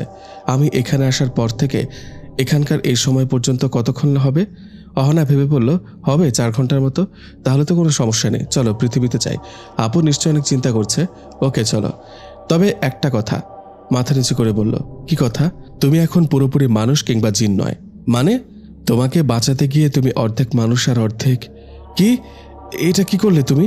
আমি কিছু করিনি, তোমাকে বাঁচাতে এটা করতে হলো। তাহলে এখন কি হবে? কিচ্ছু হবে না, তুমি যেমন ইচ্ছে তেমন চলতে পারবে। মানুষের মতো চাইলে মানুষের মতো, পরীর দেশের রাজার মতো চাইলেও চলতে পারবে। সেটা তোমার ইচ্ছে। কিভাবে কি করব তা তো আমি জানি না। চিন্তা করো না, সেসব আমি তোমাকে বলে দেব। আর এসব জিনিস তুমি নিজে থেকে করতে পারবে যদি চেষ্টা করো তো। ওকে, তাহলে তুমি আমাকে কিছু থিওরি বলে দাও, যাতে আমি পৃথিবীতে চলতে কোনো সমস্যা না হয়। অহনা রবিকে বেশ কিছু উপায় বলে দিল। তারপর রবি আর অহনা পৃথিবীতে আসতে শুরু করলো। আপু আর রাশেদ এখনও রবির রুমে দাঁড়িয়ে আছে। হঠাৎ আপুর সামনে রবি আর অহনা দৃশ্যমান হলো। রবিকে দেখার সাথে সাথে আপু কয়েক পা পিছিয়ে গেল, কারণ রবির শরীরের বেশ পরিবর্তন এসেছে। গঠনমূলক অবস্থার পরিবর্তন ঘটেছে। আপু রবি থেকে এমন পরিবর্তনের কারণ জানতে চাইলে রবি চুপ করে আছে। আপু বারবার জোর করতে লাগলো। তারপর অহনা বলে দিল রবিকে রিক্সা থেকে উঠিয়ে নিয়ে যাওয়া থেকে এখানে আসা পর্যন্ত রবির সাথে ঘটে যাওয়া সব কথা অহনা আপুকে বলল। আপু অহনার কথা শুনে বেশ চিন্তিত হয়ে গেল। রবি সাধারণ মানুষ না হলে তো পৃথিবীতে সে থাকতে পারবে না, আর পৃথিবী থেকে চলে গিয়েও তো তার উপর অনেক দায়িত্ব। সবকিছু ভেবে আপু সিদ্ধান্ত নিল যা হয় ভালোর জন্যই হয়। রবি যে কোনো সময় চাইলে তো পৃথিবীতে আসতে পারে, আবার পুরো পরীর দেশেও পরিচালনা করতে পারে। তাহলে রবিকে যেতে দেওয়া উচিত। আপু রবি আর অহনার বিয়েটা দিয়ে দিতে চাইল। অহনার বাবার সাথে দেখা করলো। কোনো আয়োজন ছাড়া বিয়েটা হয়ে গেল। পৃথিবীতে কোনো আয়োজন না হলেও পরীর দেশে বিরাট আয়োজন হলো। রবি ক্ষমতার বসার পর চারদিকে তার শত্রুর সংখ্যা বাড়তে লাগলো। বিভিন্ন জিন মিলে তাকে মেরে ফেলার চক্রান্ত করতে লাগলো। বিয়ের প্রায় মাসখানেক পরে রবি আর অহনা রাজ্য ঘুরে দেখার সিদ্ধান্ত নিল। সারাদিন বিভিন্ন স্থানে অহনাকে নিয়ে ঘুরে বিকেলে চলে এলো। রাতে ঘুমাতে চলে গেল। হঠাৎ স্বপ্ন দেখে কোনো রাজ্যের সাথে তার রাজ্যের যুদ্ধ শুরু হয়েছে। যুদ্ধের মূল কারণ কোনো মানুষকে তারা পরীর দেশের রাজা হিসেবে মানতে পারছে না। রবির রাজ্যের সবাই রবিকে মন থেকে মেনে নিলেও পাশের রাজ্যের কেউ মেনে নিতে পারেনি। তাদের মনে ভয় ছিল, কারণ আগে বলা ছিল পরীর রাজ্যের সব রাজ্য একজন মানুষের হাতে চলে যাবে, তাই সবাই ভয় পাচ্ছে। হঠাৎ রবির ঘুম ভেঙে যায়। তাকিয়ে দেখে পাশে অহনা নেই। বাইরের দিকে তাকিয়ে দেখে অহনা আকাশ দেখছে। পরীদের তেমন ঘুমাতে হয় না, তাই অহনা আকাশ দেখে প্রায় রাতে। রবি অহনাকে ডেকে পাশে বসালো। স্বপ্নের কথা অহনাকে বলতে সে বুঝতে পারে শীঘ্রই যুদ্ধ শুরু হবে। তাও রবিকে তেমন কিছু না বলে শান্ত করে। এর আগে অহনার বাবা এমন স্বপ্ন দেখেছিল, আর যুদ্ধও হলো। সেই হিসেবে এবার যুদ্ধ হবে, সেটা অহনা নিশ্চিত। অহনা রবির কাঁধে হাত দিল আর চিন্তা না করতে বলল। পরদিন সকালে অহনা সেনাপতিকে সৈন্য প্রস্তুত করতে বলল। রাজ্যের সবাই ভয় পেয়ে গেল। অহনা হুঁশিয়ারি দিল, কেউ তাদের রাজ্যে আক্রমণ করতে চাইলে তারাও ছাড় দেবে না, বরং যারা এই রাজ্য আক্রমণ করবে তাদের রাজ্য দখল করব। অহনার এমন হুঁশিয়ারি যেন সবার জন্য বিপদ হয়ে দাঁড়ালো। জলপরীর রাজা অহনার এমন হুঁশিয়ারিতে ক্ষেপে গিয়ে তারাও সৈন্য প্রস্তুত করতে বলল, আর রবির রাজ্য আক্রমণ করার সিদ্ধান্ত নিল। রবির কানে এই খবর পৌঁছালে সেও যুদ্ধের জন্য প্রস্তুতি নেয়। কখন যে যুদ্ধ শুরু হয় তা কেউ বুঝতে পারে না।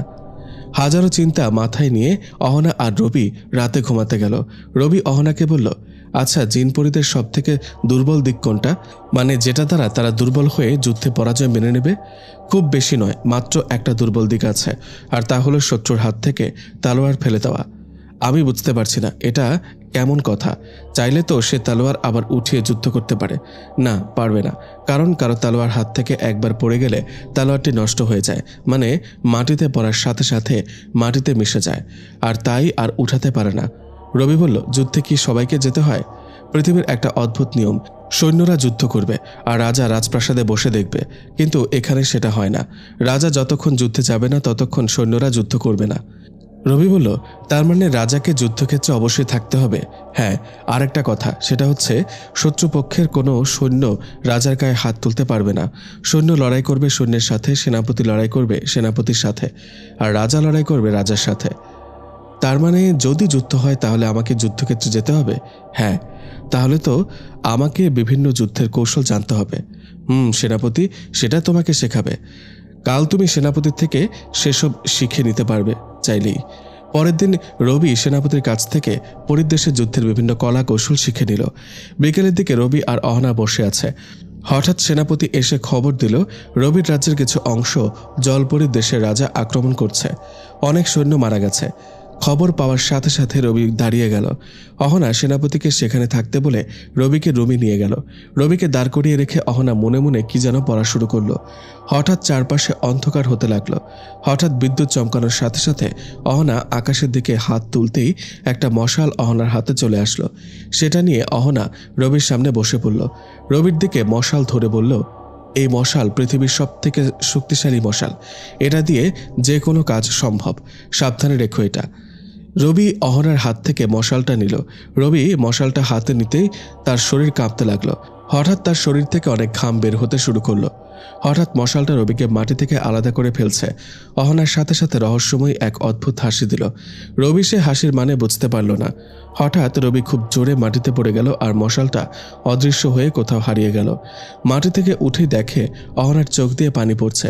রবি আকস্মিকভাবে কেঁপে উঠল অহনার এমন অবস্থা দেখে। রবি তাড়াতাড়ি অহনাকে তুলে নিল। রবি অহনার গালে হাত দিয়ে বলল, কি হলো অহনা, তোমার চোখে পানি কেন? তুমি যুদ্ধে যাবে, আমি এখানে বসে থাকবো, তাই খারাপ লাগছে। যদি আমিও তোমার সাথে যেতে পারতাম কত ভালো হতো। কিন্তু তুমি তো একটু আগে হাসছিলে। ওই মশাল যাতে তোমার কোনো ক্ষতি না করে তাই হাসতে হলো। মানে? ওই মশাল বাবা আমাকে দিয়েছিল, আর দেওয়ার পরে আমার দিকে তাকিয়ে একটা রহস্যময় হাসি দিয়েছিল। আমি সেই হাসির কারণ জানতে চাইলে বাবা আমাকে বলে, কারো হাতে মশালটা দেওয়ার পর যদি তার দিকে তাকিয়ে না হাসি তাহলে মশালটি ক্ষতি করতে পারে, তাই হাসতে হলো। ও, এখানেও একটা রহস্য। আচ্ছা, তুমি চিন্তা করো না, যুদ্ধের মাঠে কেউ আমাকে পরাজিত করতে পারবে না। রবি অহনাকে অনেকক্ষণ বুঝিয়ে অহনার কান্না থামালো। রবি রাজপ্রাসাদ থেকে বের হতে গিয়ে আবারও ফিরে আসলো। সোজা অহনাকে গিয়ে জড়িয়ে ধরল। অহনার কানে কানে শুধু বলল, ভালোবাসি। তারপর রবি সেনাপতির সাথে চলতে লাগলো। যেখানে জলপরীর দেশের রাজা আক্রমণ করছে, রবি আর সেনাপতি সেখানে চলে গেল। রবি সেনাপতিকে বলল জলপরীর রাজার সাথে কথা বলবে। রবির আদেশ পেয়ে সেনাপতি জলপরীর রাজাকে খবরটা দিল। জলপরীর রাজা রবির সাথে কথা বলতে রাজি হলো, কিন্তু সেখানেও জলপরীর রাজা চালাকি করল। রবির সাথে কথা বলার সময় যদি পারে রবিকে মেরে ফেলবে। রবি আর জলপরীর রাজা একটা তাঁবুর নিচে বসল। রবি চাচ্ছে যুদ্ধ না করে সমাধান করতে। কেন আপনি যুদ্ধ করতে মরিয়া হয়ে গেছেন? কারণ আমরা কোনো মানুষকে পরীর দেশের রাজা মানতে পারবো না। কেন পারবেন না? মানুষ কি শাসন করতে জানে না? জানে কি জানে না, কিন্তু আমরা মানতে পারবো না। তাহলে এখন কি করতে হবে? আপনাকে আপনার দেশে ফিরে যেতে হবে। আর যদি ফিরেও যায় তাহলে পরীর দেশ শাসন করবে কে? সেটা আমরা পরে দেখে নেব। আপনার সেসব নিয়ে ভাবতে হবে না। আমার রাজ্যের সবাই খুশি আমাকে রাজা হিসেবে পেয়ে। তাতে আপনার ক্ষতি হচ্ছে কেন আমি বুঝি না। কারণ আমরা পড়েছি মানুষ পরীর দেশের রাজা হলে পুরো সবকটা পরীর রাজ্য তার রাজত্বে চলে যাবে। রবি বলল, যদি আপনি আপনার সৈন্য নিয়ে এখান থেকে চলে না যান তাহলে বড় ক্ষতি হবে আপনার, এবং আপনার রাজ্য আগে আমার দখলে আসবে। হুমকি দিচ্ছেন? হুমকি আমি দিই না, সতর্ক দিলাম। আপনার সময় 1 মিনিট। এই সময়ের মধ্যে আপনি আপনার সব সৈন্য নিয়ে চলে যাবেন, আর না হলে বুঝতেই পারছেন কি হতে পারে। আমিও দেখি এক মানুষ হয়ে আরেক পরীর রাজ্যের রাজার সাথে কিভাবে গলা উঁচু করে কথা বলে। জলপরীর রাজা রেগে গিয়ে রবির দিকে তলোয়ার ধরল। রবি শান্ত হয়ে এখনো বসে আছে, শুধু 1 মিনিট সময়টা যাওয়ার অপেক্ষা করছে। হঠাৎ জলপরীর রাজা রবির কাঁধে আঘাত করতে যাবে, তখনই রবি সেখান থেকে সরে গেল। রবির কোমরে আঘাত করতে গেলে আবারও রবি সরে গেল। এভাবে পুরো 1 মিনিট সময় শেষ হয়ে গেল। জলপরীর রাজাকে চমকে দিয়ে রবি হাত থেকে একটা সাদা তলোয়ার বের করল। জলপরীর রাজা রবির কাঁধে আবার আঘাত করতে গেলে রবি নিজের তলোয়ার দিয়ে রাজার তলোয়ারটি ধরে ফেলে। রাজা অনেক চেষ্টা করছে যাতে রবির ঘাড়ে চালিয়ে দিতে পারে, কিন্তু অদ্ভুতভাবে রবির তলোয়ার থেকে আলো বের হতে লাগলো আর রাজার তলোয়ার পুড়ে যেতে লাগলো। রাজা ভয় পেয়ে তাড়াতাড়ি তলোয়ার সরিয়ে নিল, কিন্তু অনেক চেষ্টা করেও পুড়ে যাওয়া তলোয়ার রক্ষা করতে পারল না। হঠাৎ রবি নিজের তলোয়ার দিয়ে রাজার শরীরের থেকে গর্দান আলাদা করে ফেলল। রাজা নিজের দাঁতগুলো বের করে দিয়ে পুড়তে লাগলো। অহনা একবার রবিকে বলেছিল, যখন কোনো রাজা পরাজিত হয় আর তাকে মেরে ফেলা হয় যুদ্ধের ময়দানে, তখন সে রাজার গর্দান আগে আলাদা করতে হয়। তারপর যে গর্দান আলাদা করেছে সে যদি তাকিয়ে থাকে তাহলে শত্রু রাজা আগুনে পুড়ে ছাই হয়ে যায়। রবি তাই করল। রাজার দিকে চেয়ে থাকতেই রাজা পুড়তে লাগলো। একটু পর ছাই হয়ে অদৃশ্য হয়ে গেল। হঠাৎ একসাথে সব সৈন্য তলোয়ার ফেলে দিল। রবির সৈন্য আর রাজার সৈন্য সবাই তলোয়ার একসাথে ফেলে দিয়ে রবির দিকে মাথা নিচু করে বসল। রবি তাকিয়ে দেখে তাদের অবস্থা। হঠাৎ সবার সামনে রবি আর রাজার সেনাপতি মাথা নিচু করে বসে পড়ল। রবি দুজনকে ডাকল। রাজার সেনাপতি একটু দূরে দাঁড়িয়ে আছে। রবি নিজের সেনাপতিকে ডাকল। রবি বলল, ওরা সবাই একসাথে তলোয়ার ফেলে দিয়ে এভাবে বসে পড়ল কেন? কারণ রাজা যদি মারা যায় তাহলে আর কি নিয়ে যুদ্ধ করবে, তাই সবাই আত্মসমর্পণ করল। তাহলে এখন সবাই কি আমাকে রাজা মানছে? শত্রুপক্ষের সেনাপতি সেটা সিদ্ধান্ত নেবে। যদি সে আপনাকে রাজা মানে তাহলে তাদের রাজ্যেও আপনি রাজা হবেন, আর যদি সে রাজা না মানে তার গর্দান যাবে, যদি আপনি চান। আর না চাইলে ওই রাজ্যের রাজা নতুন কেউ হবে। রবি ভাবল, এত যুদ্ধ হলো, অনেক সৈনিক মারা গেল, জয় তো পেলাম, কিন্তু জলপরী রাজ্যের কেউ যদি আবার আক্রমণ করে তাহলে কি হবে? তার থেকে ভালো হবে জলপরী রাজ্য দখলে নেওয়া। রবি সেনাপতিকে আদেশ করল, জলপরীর রাজ্যে রবির রাজত্ব চলবে। রবির সেনাপতি জলপরীর সেনাপতির কাছে গেল। তাকে জিজ্ঞেস করলো রবিকে সে রাজা মানবে কিনা, কিন্তু সে রবিকে রাজা হিসেবে মানতে নারাজ। সেনাপতি রবিকে এসে বলল, শত্রুপক্ষের সেনাপতি রবিকে রাজা হিসেবে মানতে পারবে না। রবি তার সেনাপতিকে বলল শত্রুপক্ষের সেনাপতির গর্দান নিতে। রবি প্রথমে ভয় দেখানোর জন্য কথাটি বলেছে, কিন্তু তাতেও কোনো লাভ হয়নি। শেষে রবি নিজের সেনাপতিকে হুকুম করল শত্রুপক্ষের সেনাপতির সাথে লড়াই করে তার গর্দান নিতে। বাকি সব সৈনিকদের যুদ্ধ করতে নিষেধ করল। শুধু যুদ্ধ হবে 2 সেনাপতির মাঝে। 2 সেনাপতি বেশ ভালো যুদ্ধ করতে পারে। হঠাৎ শত্রুপক্ষের সেনাপতি রবির সেনাপতিকে আক্রমণ না করে রবিকে আক্রমণ করে উঠল। আকস্মিকভাবে রবির ওপর আক্রমণ করাতে তার হাতে একটু লেগে গেল। রবির হাত থেকে বের হওয়া রক্ত মাটিতে পড়ার সাথে সাথে আগুন ধরে গেল। হঠাৎ সে আগুন গিয়ে শত্রুপক্ষের সেনাপতিকে ঘিরে ফেলল। রবির সেনাপতি এই অবস্থা দেখে ভয় পেয়ে রবির কাছে চলে আসলো। এসে রবির কাছে এই আগুনের কারণ জানতে চাইল। রবি বলল, এসব এক অন্যরকম ক্ষমতা। এটা শুধু আমার কাছে, আর কোনো পরীর দেশের রাজার নেই। কি এমন ক্ষমতা যা অন্য রাজার নেই? এই ক্ষমতা হলো যে আমাকে মারতে চাইবে সে আমার শরীর রক্ত ছড়ালে সে রক্ত আগুনে পরিণত হবে, আর সে আগুন যে আমাকে আঘাত করবে তার চারপাশে ঘিরে ধরবে, আর আমার ইশারায় ওই শত্রুকে পুড়ে ছাই করে দেবে। তাহলে এখন কি তাকে আগুনে পোড়াবেন? না, সে আমাকে আক্রমণ করে বড় ভুল করেছে, তাই তাকে আপনি এক্ষুনি গর্দান নেবেন। আমি ওর দেহ থেকে গর্দান আলাদা করছি। রবির সেনাপতি গিয়ে জলপরীর সেনাপতির সামনে দাঁড়াতেই জলপরীর তলোয়ার অদৃশ্য হয়ে গেল। আর কিছু সময় দেরি না করে রবির সেনাপতি জলপরীর সেনাপতির গর্দান নিয়ে নিল।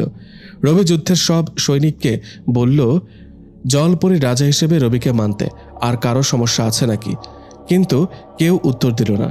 নীরবতা সম্মতির লক্ষণ হলেও রবি ভালোই জানে এরা নীরব, মানে রবিকে তারা মানতে পারছে না রাজা হিসেবে। তাও জোর করে রবি জলপরীর দেশে নিজের আধিপত্য বিস্তার করল। সপ্তাহখানেক পর থেকে জলপরীর সবাই রবিকে ধীরে ধীরে রাজা হিসেবে মানতে লাগলো।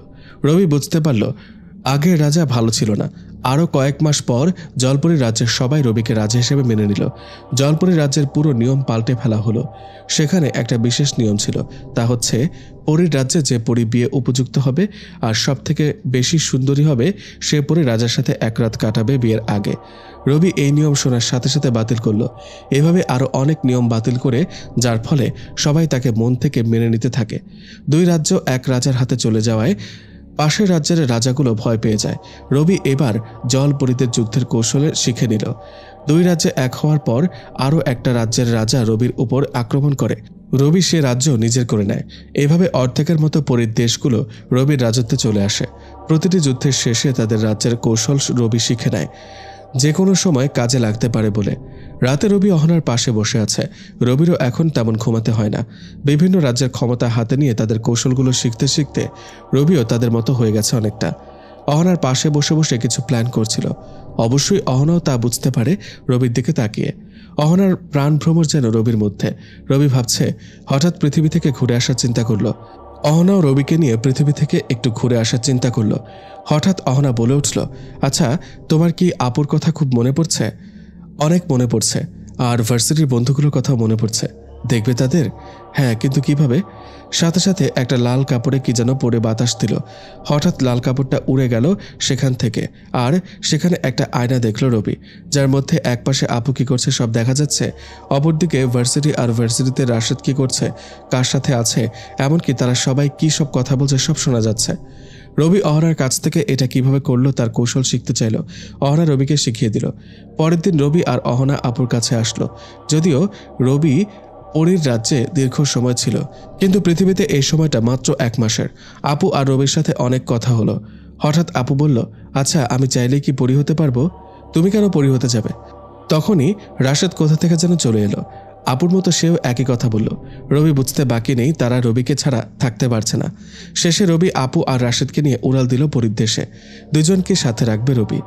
যদি আপু পরী হতে চায় তাহলে রবি আপুকে পরী বানিয়ে দেবে, আর মানুষ হয়ে থাকতে চাইলেও মানুষ রাখবে।